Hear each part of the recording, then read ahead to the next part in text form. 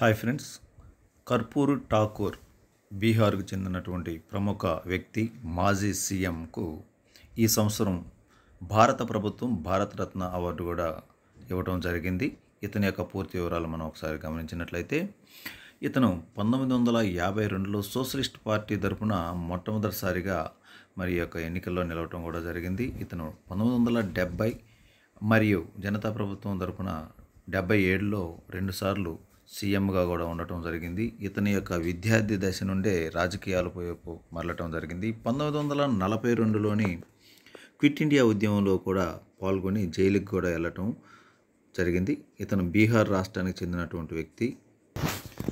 ఇతను శత జయంతి సందర్భంగా భారతరత్న అవార్డు కూడా రావటం జరిగింది. ఇతని మరణాంతరం ఈ యొక్క భారతరత్న అవార్డు రావటం కూడా మనందరికీ తెలిసినటువంటి విషయమే. ఇతను 1924 జనవరి 24వ తేదీన జన్మించడం కూడా జరిగింది.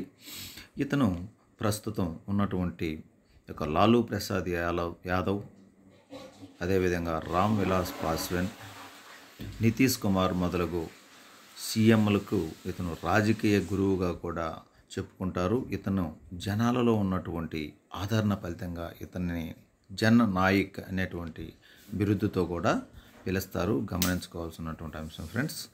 బీహార్ సీఎంగా ఠాకూర్ జనతా పార్టీ తరఫున 1970 డిసెంబర్ నుంచి 6 నెలలు, 1977 డిసెంబర్ నుంచి 79 ఏప్రిల్ వరకు బీహార్ సీఎంగా కూడా ఇతను ఉన్నాడు. బడుగు బలహీన వర్గాల కోసం కృషి చేశారన్నమాట. ఇతను 1988 ఫిబ్రవరి 27న మరణించడం జరిగింది. వెనుకబడినటువంటి కులాలకు మొదటిసారిగా 26 రిజర్వేషన్ని కల్పించినటువంటి ఘనత కూడా ఇతనికి చెందుతుంది ఫ్రెండ్స్. మరింత సమాచారం మరో వీడియోలో తెలుసుకుందాం. అంతవరకు వచ్చారు. ఓకే ఫ్రెండ్స్, మొదటిసారి మన ఛానల్ చూస్తుంటే సబ్స్క్రైబ్ చేసుకోండి, లైక్ చేయండి, షేర్ చేయండి, కామెంట్ చేయండి. Thank you friends.